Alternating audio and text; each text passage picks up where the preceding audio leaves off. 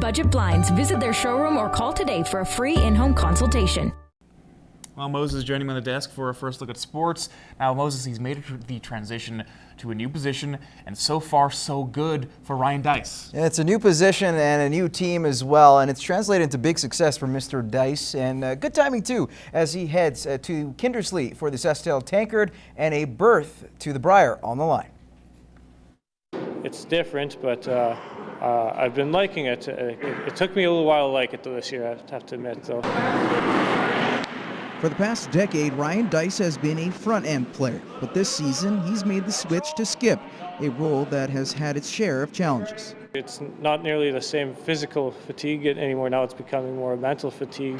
So far, Deis has been up to that challenge, with a team that consists of lead Jason McPhee, Ryan's brother Kalen at second, and a familiar friend at third. He's a natural.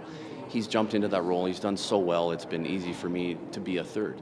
So, I mean, we've complemented each other very well, and I have total faith in his ability to throw the last one. Scott physically is, close to me, like, especially when it comes to my shots. So, like, sometimes I have to, hear his words of wisdom, which is good, which can definitely come into big play, possibly when it comes to, some of the bigger games at provincials. And it's the experience that both Ryan and Scott have had at big events that may boast well, especially with a younger front end. We've done a really good job of managing all different types of ice that we've had to play on, but just keeping it calm before the game and just knowing the belief system that we can do it again.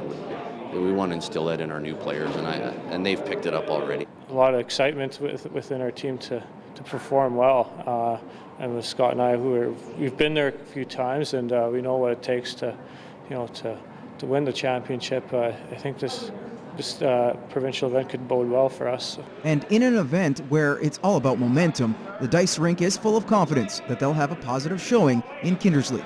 Our record's 3-2 against the top 5 seeds this year, so we can play. We know we can play with the top teams, so it's just a matter of doing it again. Turning our attention to college hoops, it's a nightmare scenario for opponents of the Lakeland Rustlers women's basketball team when trying to defend against the never-ending lineup of sharpshooters. And one of those weapons, Jenni Tonita, has grown from relative obscurity in high school to potential all-star, proving to be a modern-day diamond in the rough. Josh Ryan has more. Jenni Tonita's road to post-secondary success hasn't been as smooth as most elite players. The second-year shooting guard was never a part of the provincial team program in Saskatchewan or heavily recruited by college coaches. Well, it was hard because everyone else that I played basketball with was getting opportunities, so it kind of put me under the radar. She doesn't fit your prototypical shooting guard mold just because she's a little bit skinnier and lighter on her feet, but she can score the ball and she's proved it at this level. On the advice of a friend, Coach Kris brought Tonita in for a tryout and tour of campus back in 2014. He quickly realized he had a heck of a player on his hands. I really liked what I saw on the basketball court. Very smart kid, very good leader, and it's turned out really well for both of us so far. Tonita excelled in her freshman season, winning North Division Rookie of the Year while playing major minutes on a team that finished 4th in the conference.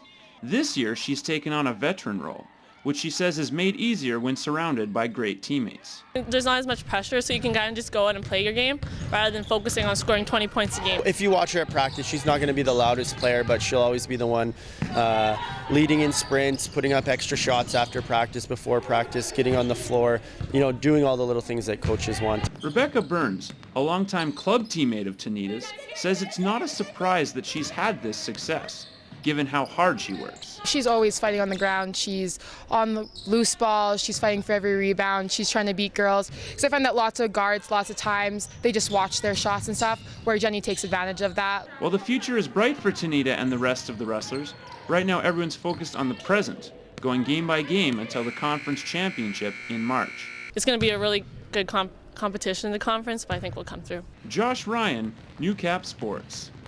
Some hockey now, and he's been lighting the lamp at a torrid pace these past few weeks, and the league is finally taking notice. Spriggs named the AJHL Player of the Week. Now, the 20-year-old has been an offensive threat since the start of the year, really. In the past week, he has 3 goals and 3 assists in 2 games. Spriggs has also recorded points in his last 13 of his last 14 contests, including a 10-game point streak where he had 2 hat tricks. The forward is averaging 1.2 points per game Spriggs and the rest of the gang are going to be in Bonnyville tomorrow night.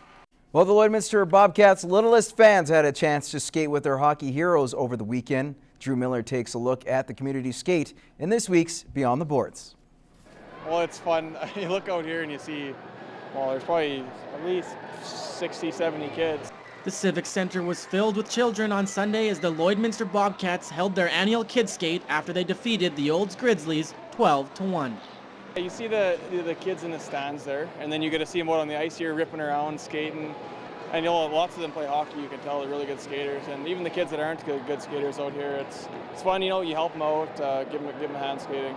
The players got to skate and interact with the kids, having some fun with the community that supports them all season. Seeing the smiles on their faces, I did the same thing back in Humboldt near the start of the year, and it was just a blast, kind of skating around. They kind of look up to you a lot. It's just great to see the smile on their faces, and hopefully they'll kind of pursue the hockey path as well. Not only did the kids get to skate with the players, a couple of them also got to drop their mitts and take on the Bobcats.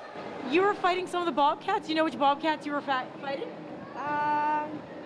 Number 21 and a couple and that I don't know. Greg Moro never got to do this as a kid, and he wishes he had. You kind of look up to these guys a lot when you're younger. They look like role models and all that, and especially even with the NHL, but even this level too. They're your heroes when you're growing up.